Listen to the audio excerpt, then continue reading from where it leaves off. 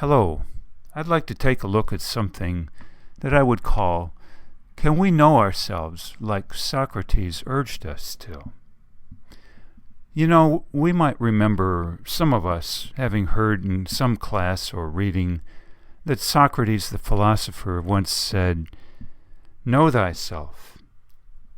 Well, I suppose the underlying idea in his mind being that this is even possible, and to know it with 100% certainty and completeness, and to be able to do that before one dies, too, I would humorously add.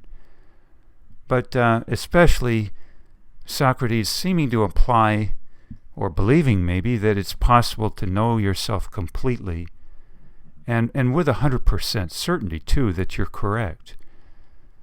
So I would bring up this following question I've had over time. Is it ever possible for us to know all aspects of ourselves, and secondly, to be certain about it, moreover? Or is all of our knowledge rather tentative, including even possibly the knowledge of whether or not we're even alive, whether or not we're even alive in a wake sense versus a sleeping sense, and indeed whether we're not just some kind of simulation. There are, for instance, cognitive scientists working on this question, amongst others, and even those with no degrees at all doing very good work, I'm sure. So the question being then, just what are the extents of what we can even know, such that maybe we should even re-examine what Socrates said, to know thyself. Is this even feasible? Especially knowing something with 100% certainty. For, of course, the opposite is to surely claim we know something with certainty when we certainly don't, and this is called being dogmatic, right? Or you might even go to the extent of saying, in a derogatory manner, being pig-headed. So then what good would it be to say we know ourselves with 100% certainty when we might be simply living life with our heads buried in the sand, if you will, and be stuck in some particular perspective our whole lives? Or say maybe we know ourselves quite well, except in one little area. You could call it a blind spot, or the word lacuna comes to mind, or maybe we have a limiting belief, if you will, or what has in the past especially been referred to as a delusion, or maybe illusion is the word.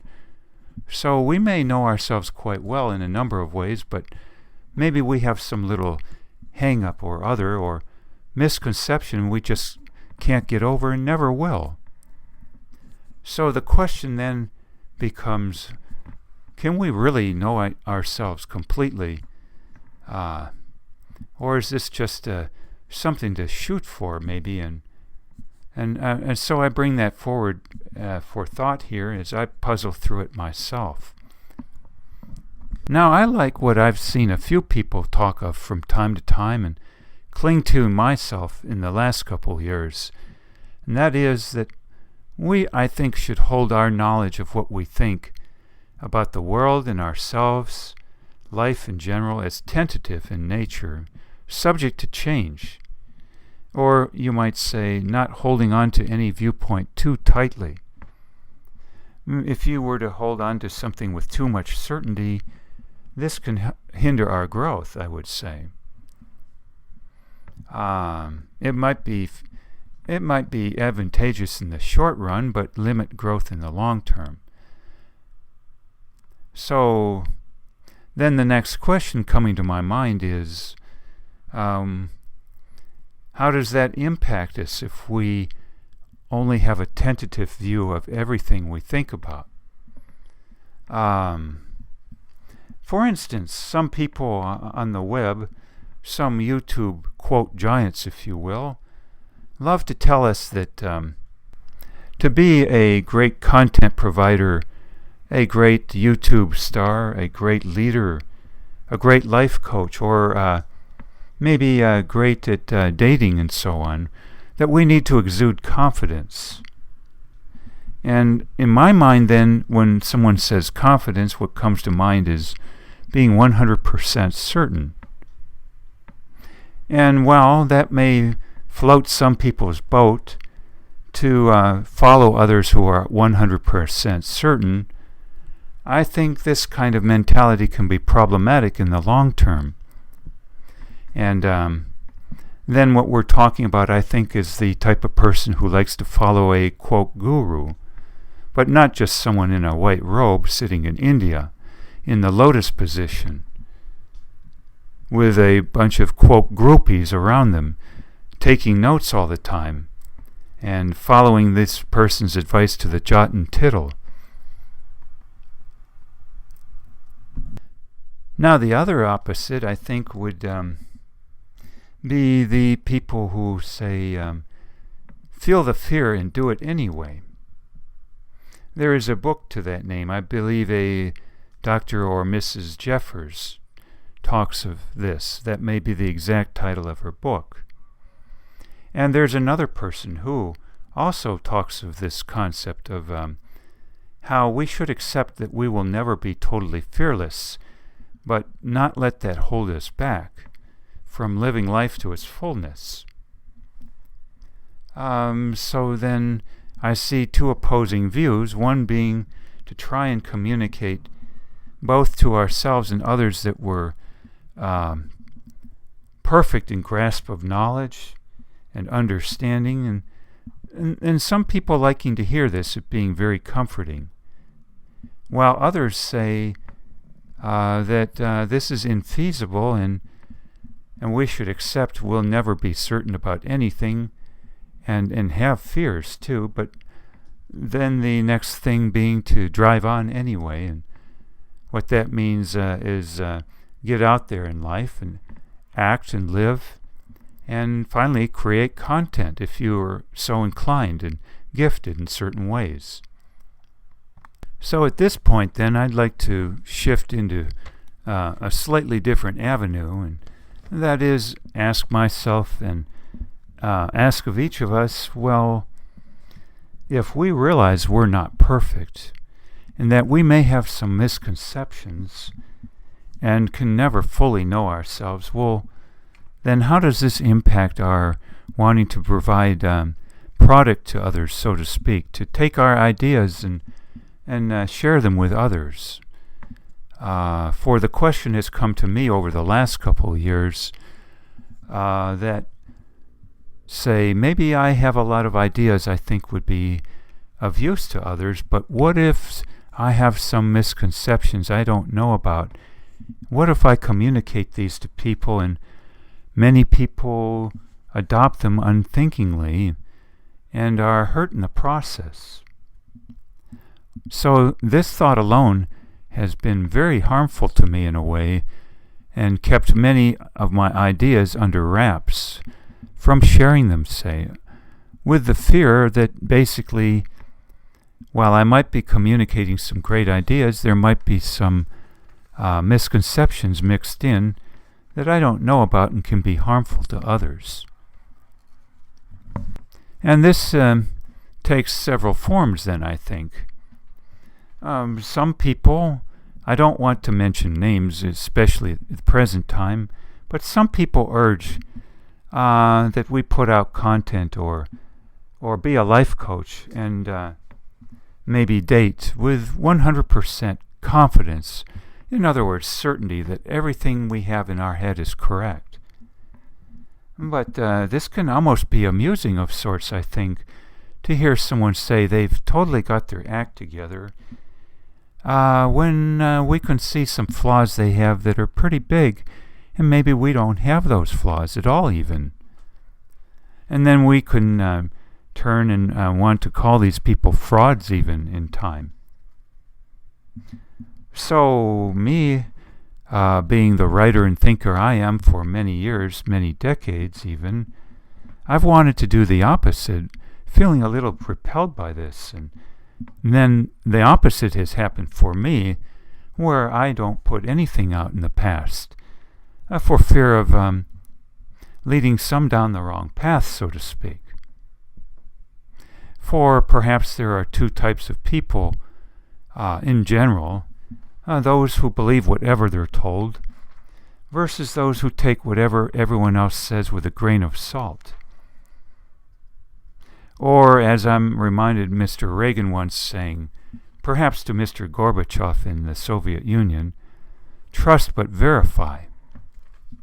So Mr. Reagan saying, taking everything he heard with a certain amount of healthy skepticism or a grain of salt sometimes.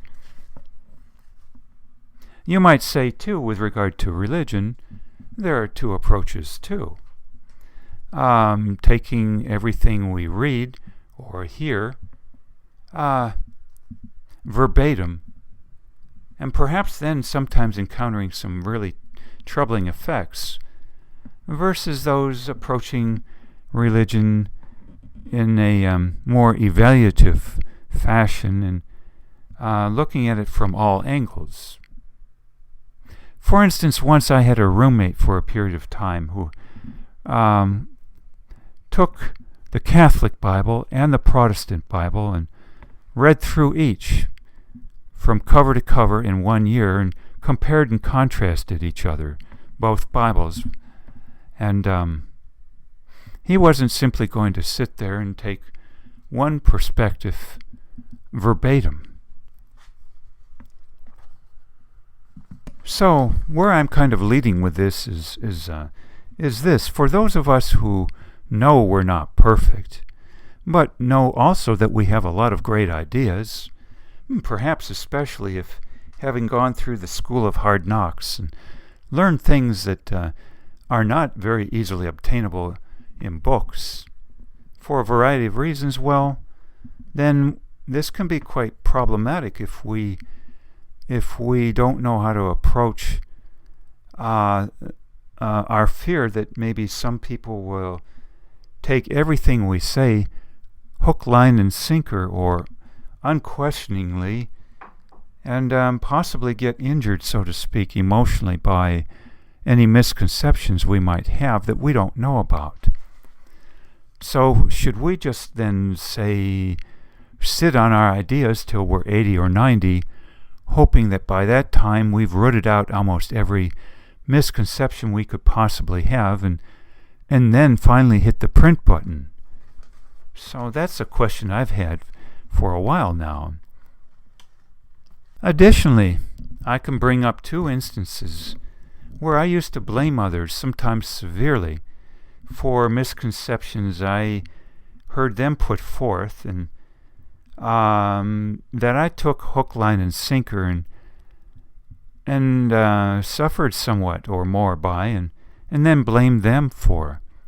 That if only they had not had those misconceptions and put them forth simply to monetize what good ideas they had, or whatever, that my pain would never have happened. So it's only very recently that I've started to think that just possibly I was better off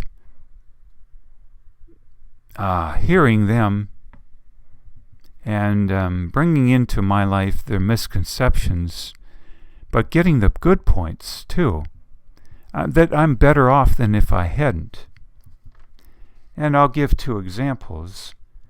For instance, when I first entered psychoanalysis at the age of 27 with a medical doctor on the staff of a medical school, and this person had some pretty glaring misconceptions about life, theoretical and otherwise. Some defense mechanisms in particular that were somewhat problematic and led me down the wrong way when I, if I would have especially not questioned them at all. And I say the same about religion, having heard certain things in the way I was brought up at one time that I didn't question and caused me a lot of trouble later. So the question then is, should this psychoanalyst not have even practiced? And should the religious practitioners not have practiced at all too? Or was I better off in the long run, looking back now, for having gotten both the good and the bad, even if I bought everything dogmatically, never regarded anything with a grain of salt? I have to look back and say, perhaps, just perhaps, I was better getting the good parts and later having to unlearn the bad parts, rather than just basically sitting in a room alone, so to speak, or in a cave, if you will, and having to reinvent the wheel on everything. Maybe I was better getting the good parts that were presented for me, already invented, along with some toxic parts, misconceptions too, that I later had to try and unlearn to varying degrees. And this then is, for me, a major point of growth here to be examining.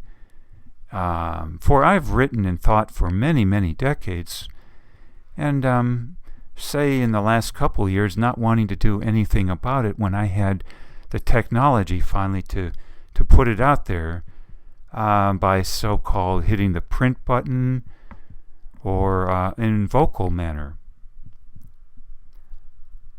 So I don't know, but that some people can relate to this, and some others maybe never have thought of this at all, especially if younger, and maybe when they see they have some great ideas at age 30 or 35 and need the money for marriage and children, they just simply say, I'm going to hit the print button with total confidence I'm right, and that's that.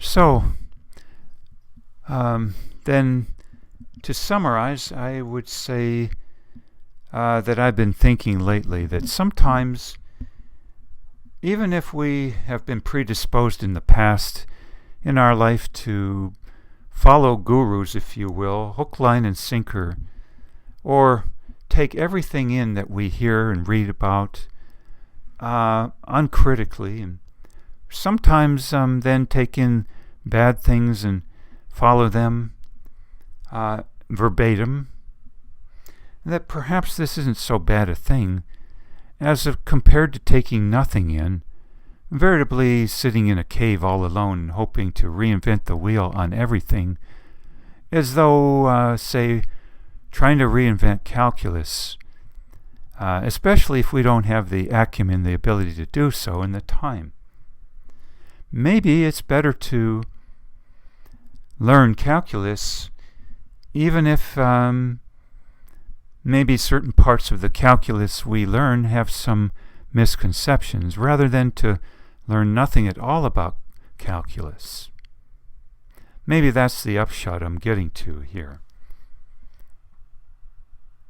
And I would part company then with a very related concept I think I've heard lately more and more, that's not exactly on these lines but similar. I'll bring the example of the spiritual leader or guru of sorts, or psychology leader, Wayne Dyer, Dr. Wayne Dyer, perhaps having passed away about 5 years ago now, very popular, having led many, many conferences, many available online through YouTube, having written many books, one of which hit the charts like you wouldn't believe. I can't remember how many copies, but one of the biggest bestsellers ever.